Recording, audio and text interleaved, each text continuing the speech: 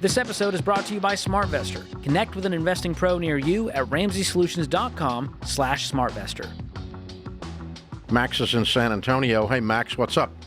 Hey, thanks for having me on. Long-time listener. Thank you, sir. How can we help?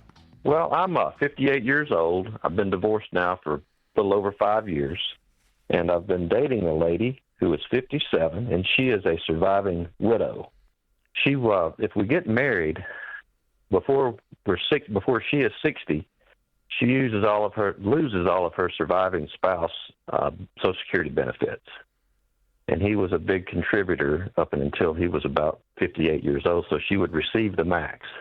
And I've heard your conversations today with people about getting married and how the chances are of divorce if you don't get married within a certain point of time. And we've been dating now for a little over 2 years. And I was just wondering if it was worth it to get married now and forego that potential $4,000 a month for the rest of her life. What's your household income? Or what's your income? I'm sorry. My income's about $150,000 a year. Mm-hmm. And what's her income? Her income is just living off of what she got, and she's down to a little over $600,000. Okay. What's your nest egg? My nest egg is I've recovered to just a little over $1 million in my retirement account, and I have no debt, and I have a paid-for house. It's a little old house here in Texas worth about $400,000. Okay.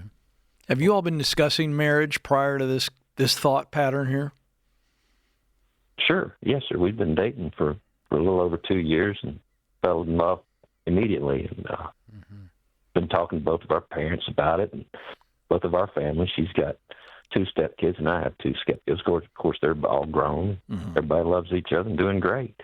That's good. But okay, I'll tell you. You ask a question, and I'll give you a straight answer. Sure. The way I try to do stuff, and Max, you said you're a long-time listener, so you know this.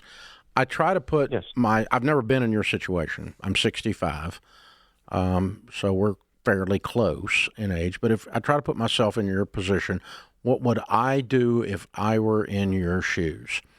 And for me, the joy of a lifetime companion that I'm in love with supersedes $48,000 a year. Sure. And for me, that's called marriage. I'm a person of faith, and that's called marriage. And I don't have any confusion about that at all in my mind or in my spirit, either one. For me, I don't want to look at her dad in the eyes unless I'm saying this is my wife. For me. And I can't make that be for you. You've got to decide that. You guys are, you're going to have a net worth of $2.5 million or more, and a really good household income, and you don't have to have the $48,000. It's just a minor thing, and so for me, it's just for $50,000. What can I buy? I can buy a marriage license. And $50,000 a year, but well, we're trying to take that into account to where we need to retire. Both, since we just found each other late, we're trying to figure that into retirement. Well, you got $2.5 million to retire off of. I think you're going to be all right. Well, the way we figure that out too is it's not necessarily the $220,000 a year. It's of course the broker has to take a fee of 1%, and then it's taxed, and we'd have to get our income up pretty good to have net of what we feel like we'd like to be able to enjoy. But Max, which way were you leaning before you called us? Obviously, he didn't want to marry her. Yeah, I'm just curious. Oh no, I do want. I absolutely want. I mean, all you did, you answered my question with numbers, telling me why you shouldn't do it, and that tells me what you want to do. So, no, I mean, you do what you want to do. I'm not going to be mad at you either way. We'll still be friends. But I personally, I just see a tremendous spiritual, relational, emotional, and even financial value in being married. More than $48,000 a year. I just do. I just think it's valuable. And if I were 57 and had met the person I wanted to spend the rest of my life with, there's no way I'm letting her freaking get away over some math nerd stuff with my financial planner. trying to figure out, well, I got to pay him 1%. Who gives a crap? If you don't want to pay him 1%, don't pay him. But don't lose her either. Well, I think it's really clear for our audience to understand how we view marriage. And no judgment here, but my guess is that they're living together. And so when you've already made that decision, we're living together, fell in love with her early, been dating 2 years, I'm reading between the lines. It's probably what's going on. So therefore, this is all about a money question. And we're coming at this not from a money answer, not in the situation. It's just the way we see things. So yeah, but here's the other thing. It does end up being a money thing, especially maybe not in his situation exactly, but as much. But when I'm talking these 24-year-olds and whatever, and we've been living together for 4 years. Yeah, great. Okay, but all the data says when you're 46 that you missed out on hundreds of thousands of dollars. That's right. For that 24-year-old. Okay, so it is math too, and I've got to think that the marriage advantage plays into this situation. Although I can't put my finger on exactly where it will, but I'm thinking it's $50,000 a year easy. The working together, the combining of forces, the combining of how we're going to get at this. I think it has a monetary value. That would not be my motivation, to your point, though. That's all I'm saying. Yeah, I agree with you. It's not the driving decision maker. We just happen to have a position that the money plays out as well. In other words, we think this is a moral decision that also has money implications in the positive. And it's not our opinion, by the way. Dave's right. There are tons of studies. In fact, there's probably a new one that comes out every year about the financial advantages of being married. Yeah.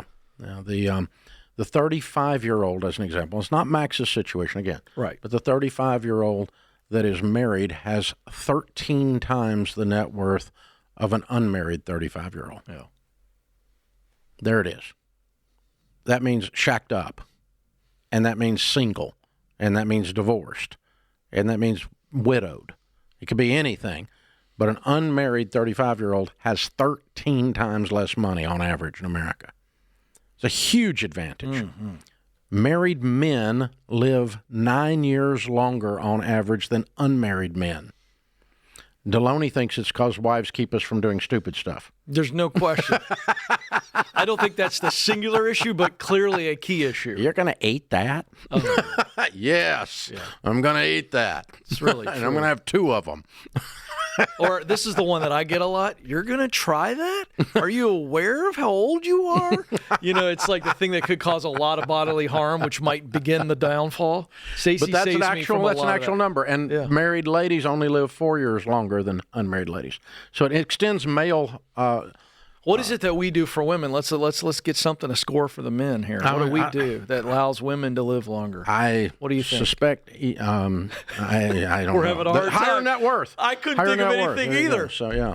Oh, no idea. man, that's terrible. That's Deloney's take on it. I don't know. I mean, All right. but seriously, I'll email him. there's all this data on your not only your incomes. Married men's incomes are way higher than unmarried men's incomes. Way higher. And I suspect that's because there's a lash on their back. I don't know. I got it, Dave. It just came to me. The reason that married women live 4 years longer, if I got that right, is because they have more purpose in continually trying to take care of us and raise us. The maternal instinct of a married woman remains strong even after their children leave because they're taking care of us. I think that's what it is. I'm going to stick to They that. have purpose. There it They is. have purpose. That's what it is. You're probably onto something. I love it.